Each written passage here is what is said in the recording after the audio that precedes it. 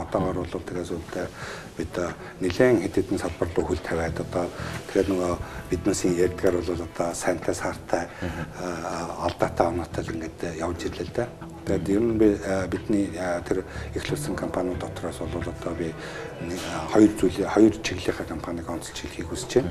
Энэ нэг нь бол одоо эрчим хүчний хяналттай барилгын материалын үйлдвэр, тэрэн дээрээ суурилсан тэр материалаар үйлдвэрлэх эрчим хүчний хяналттай боломжийн үнэтэй орон сууцны шийдлийг олох энэ чиглэлээр ажиллаж байна.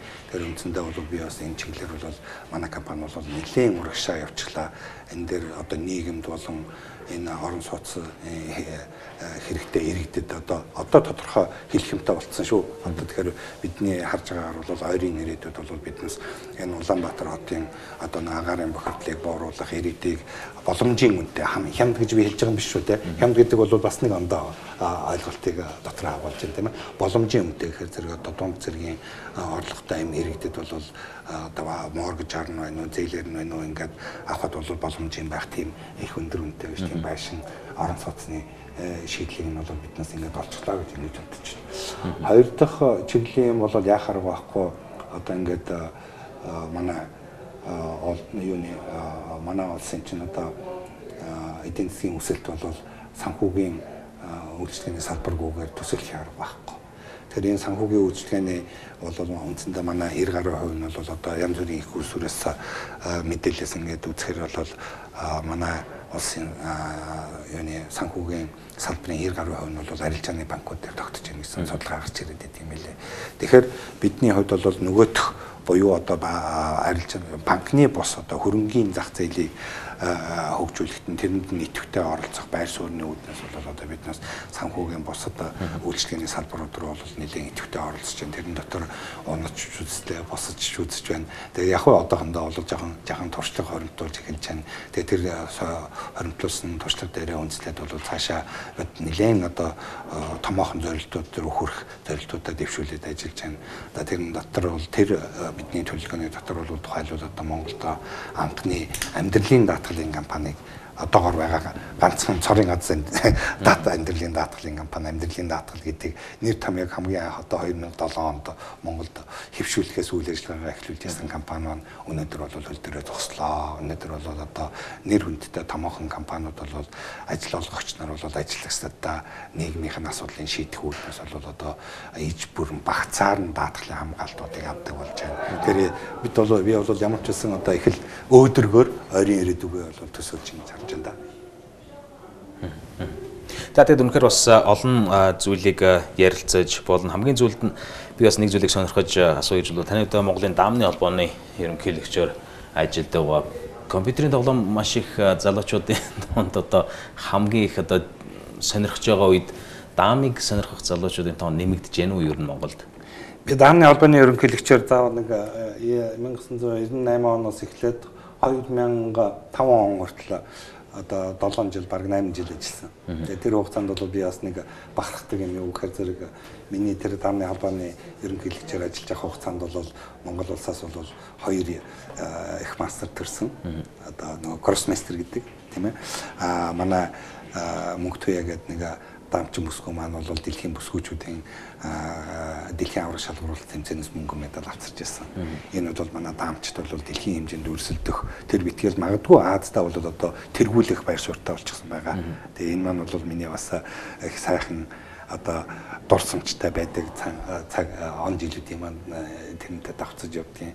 Тэр ингээд харахаар зэрэг манайхан ер нь одоо тэр магадгүй бид нүүдэлчин огцолтой одоо өв дээдсээс өвлж авсан тэр маань юу вэ гэхээр зэрэг одоо нөгөө хүн маань бол өөрөө хүрээлэн байгаа орчныхаа бүтээгдэхүүн болдгол гэж би уншиж байсан л да. Тэгэхээр зэрэг одоо Монголд чинь бол ингээд цаг агаа биднес дөрвөн мөндрэлтэй гэдэг ярьдаг. Цаг агаар бол одоо гинт ингээд өөрчлөгддөг гэж ингэж ярьдаг те. Тэгэхээр монгол хүн бол монгол хүний сэтгхүү бол энэ хүрээлэн байгаа орчинд хамгийн дээд зэрэгээр зөгцсөн ийм сэтгхүүтэй юм шиг байгаа. Ялангуяа тэрэн дотроо бол одоо гинтийн өөрчлөлтөнд бол их амархан дохин дасч чаддаг. Нөгөө талаас ийм одоо өөрчлөлт харах боломжгүй байсан тийм хүнд хэцүү нөхцлүүдэд бол хамгийн оновчтой шийдвэрийг төрхөн гаргаж чаддаг ийм чадвартай энэтэй холбоотой болов уу гэж ингэж боддог. Тэгээд манай шатарч гэсэн дутгааргүй их том амжилт олон улсын төвшөнд гаргаж штэ тий. Тэгэл одоо ингээл Монголын маань хүн ам маань хэдүүлээ. Тэгэхэд л одоо биднээс манай дамын их мастрыг дамын дасгаж жуулагчийг одоо хятад юугаар жишээлбэл одоо дасгаж жуулагч аваад хацраад авчаад одоо заалгаж авах жишээтэй. Тэгээд одоо манай Монголын дамч чинь нөгөө дэлхийд одоо хамгийн мундагт тооцогддог нөгөө хуучин зөвлөлтийн бүрэлдэхүүн байсан улсууд буюу одоогийн Орос их байна, Беларусь их байна, Украин байна. За цаад нөгөө Европ талаас гэх юм бол одоо нөгөө Голланд байна, Франц байна. За тэгээд урагшлах юм бол одоо Алжир, Тунис, тэгээд нөгөө Бразил эднүсийн одоо хинтэн ч гэсэн одоо хүч үзэхэд бол ер нь нэг тийм одоо айгаа димээгээд ах юм байхгүй адилхан бярт юм цөөхөн үзэх ийм боломжтой юм байлаа гэж надад итгэл өнөмшөлт төрсөн шүү. За тэгээд бидэнтэй сонирхолтой ярилцлага болсон танд баярлалаа. Танай хамт олонноос ажлын амжилт хүсье. Баярлалаа.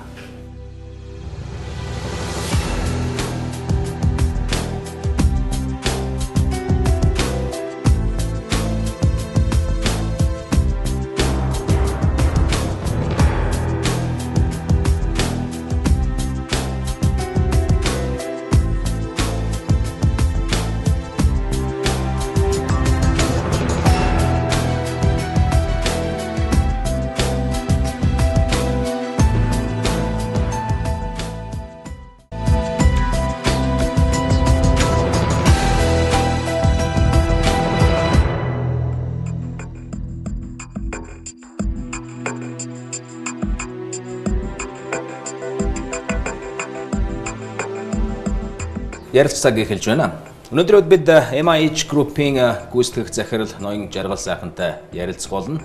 Оюутлогоо засгийн газрын хоорондын хилэлцээр нэг тал дээр шувтарч явах шин. Гэхдээ энэтэй холбоотой нэг асуудал урган гарч иж байгаа нь Монгол улс маань үнэхээр хөрөнгө оруулалтын хувьд гадны хөрөнгө оруулагчдын нүдэнд яаж харагдаж байна гэдэг. Тэгвэл дотоодын бизнесмэнүүд энэ тал дээр ямар байр суурьтай байгааг сонирхоор бид түүнтэй өнөөдөр бас дэлгэрэнгүй ярилцаж байна. Та студид тавтаа марлаа. Гадныхны шүүмжлэлийг та ер нь хэр зэрэг хүлээж авч байна. Монгол улс нэг хэсэг үнэхээр бас хөрөнгө оруулалтын орчин сайн байж байгаад хөрөнгө оруулалтыг сайн татаж байна гэж байгаа. Тэр маань эргээд татарч эхэлж байна та ер нь. Яаж хүлээж авч байна? Яг зүгээр татарч байна уу? Монгол улс гадаад хөрөнгө оруулалтыг үргэж гэнэ үү? Энийг бол одоо хинч марахгүйгээр нотлох зүйлүүд бол яг тухайн онуудад хэдийн хэмжээний хөрөнгө оруулалт гаднаас Монгол руу орж ирсэн байна. Ингээд статистик тоогоор нотлоод гаргачихлаа л да. Тэгэхээр тэр тоотой тоогүйгээр одоо бид бол шууд хэлж чадах зүйл бол хөрөнгө оруулалт бол татарсан, багассан. За энэ маань бол шууд одоо Монголд хөрөнгө оруулалтын бизнесийн орчин тогтворгүй, тодорхой бус өөрчлөлт харах боломжгүй эрсдэл өндөртэй ийм болсонтой шууд холбоотой гэж. Тогтворгүй та юу гэж бодож байна?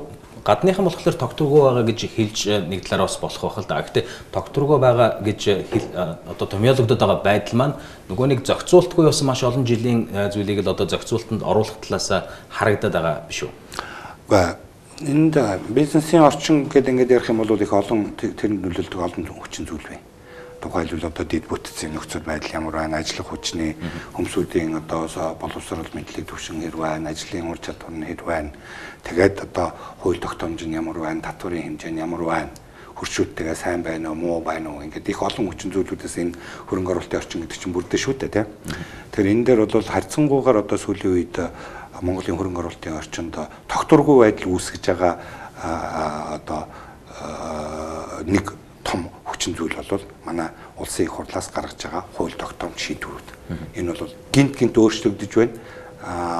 Энэ нь бол урьдчилан харах аргагүй тийм нөхцөл байдлаар өөрчлөгдөж байгаа нь энэ нь бол өөрөө энэ тогтворгүй байдал гэж хэлж байгаа. Энэ тодорхойлтын гол одоо юуг нь үүсгэж байна. Одоо тэгж хэлэх үндсийг тавьж байгаа зүйл бол одоо үндсэндээ энэ хууль эрх зүйн орчин бол өөрөө их тогтворгүй байдалтай байгаа гэж хэлж байна.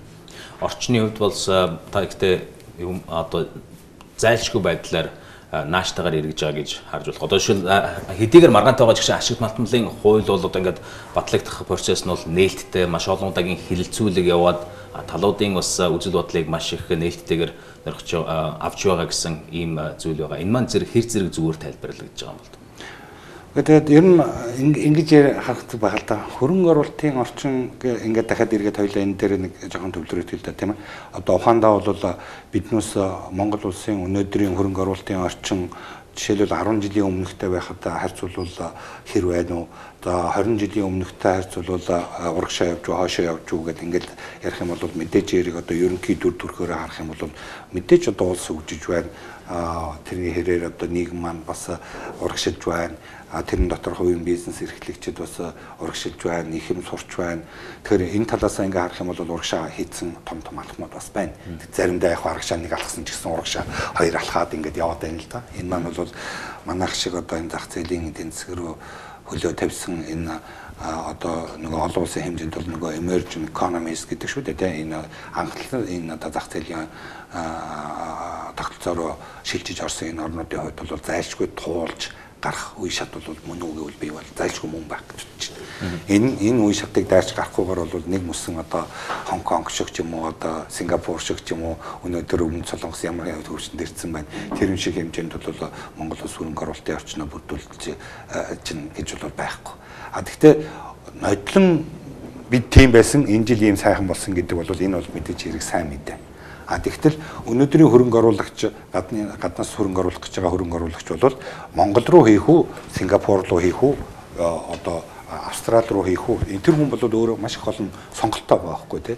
Тэгэхээр тэр хүний үндсээр ингээ харах юм бол Монголыг нодлон тийм байсан одоо энэ жил сайхан болсон байна гэж хэлэх бол тэр хүний хувьд бол Монгол руу хөрөнгө оруулах шийдвэрийн үндэслэл болж чадахгүй байна. Тэр хүний хувьд бол Монголыг Сингапуртай, тэр Хонконгтой, Австралитай, эсвэл одоо Казахстантай, Киргизтэй энэ харьцуулж иж энэ олон сонголтуудаас тэглээс харьцуулж иж за энэ том боломж юм байна. Ийм олон үнцгүүдээс ингээ харахаар зэрэг за Монгол энэ боломжтой юм байна гэдэг. Тэгэхээр биднес үргэлж бол одоо хэрвээ гадаадын хөрөнгө оруулалтыг татах тухайн асуудал энэ дээр асуудал бол сурж байгаа бол Монгол улс бусад орнуудтай харьцуулахад гадаадын хөрөнгө оруулалттай хаана явж байна вэ?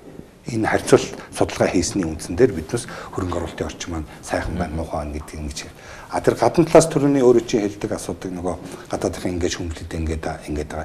Тэр улсуудын хувьд бол би 100-ны бараг одоо 80-90% нь бол би үндэслэлтэй гэж ингэж хэлэхээр байна.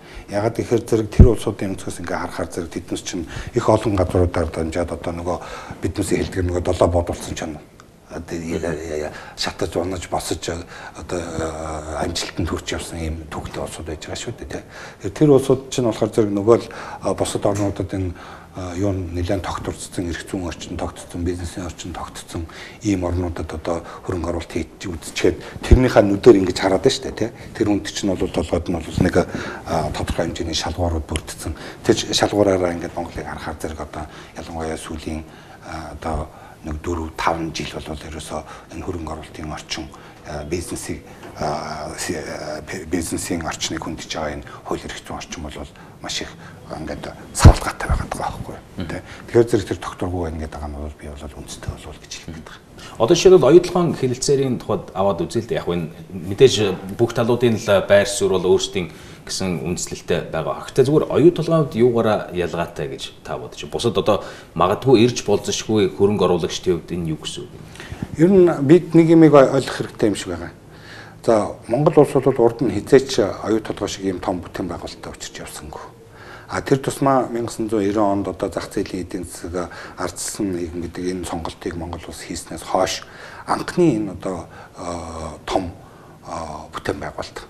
Одоо хэрвээ санаж байгаа бол хэдэн онд үлээ нөгөө 100-ны мэдээ гэдэг санаачлаад 100-ны бүтээн байгуулалт гэдэг эднэсийг ингээд нэг тодруулж ясан дээр нэг санаж байгаа бол яг ч арга байхгүй магадгүй 21-р зууны Монголын бүтээн байгуулалт бол оюу толгой болов гэж ингэж бодож байна.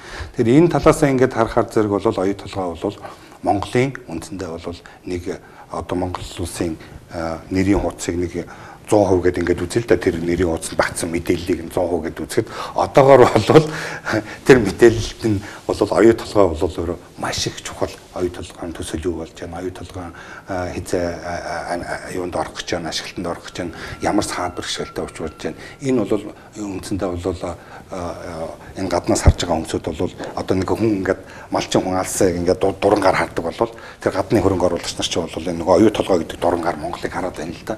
Тэр оюу толгой толгойд тохиолж байгаа бэрхшээл болгоныг тэднээс өөрсдийнхөө зүрхэнд их ойрхон авч байна. Оюу толгойд хүртсэн амжилт болгоныг бол боломж гэж ингэж харж байгаа.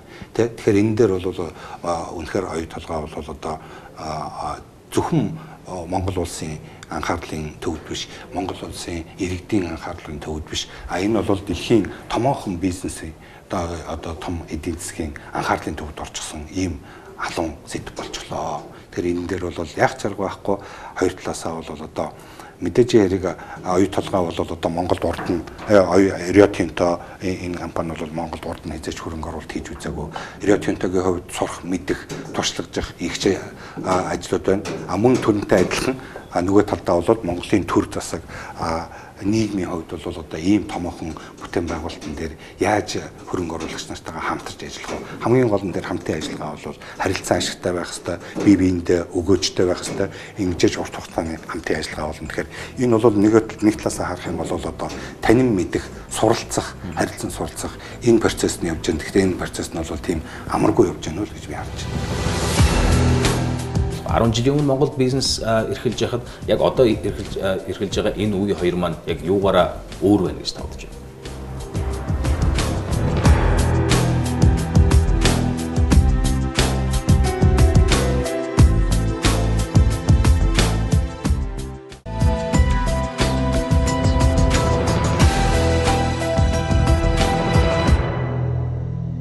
Олон нийтийн хувьд одоо нэг талаар шууд хэлэхэд одоо гинэн маягийн тийм хүлээлт байсан болов таа гэж байна. Уйдлагын гэрээ гар үсэг зурсныг ерөөсөө маргаашнаас нь ахуулаад өглөө босоход хүмүүсийн амьдрал оронгороо эргэцсэн байсан болов гэсэн тийм хүлээлт ер нь олон нийтэнд байсан. Одоо тэгээд мэдээж одоо юу гэж хөрөнгө оруулалт бүтээн босголтын хувьд бол энэ чинь маш олон жилийн хувьд явж ээж үр дүнгээ өгөх ёстой зүйл шүү дээ. Тэгэл яг ер нь ийм одоо том бүтээн байгуулалт гэдэг бол өөрөө энэ том бүтээн байгуулалтанд эхлээд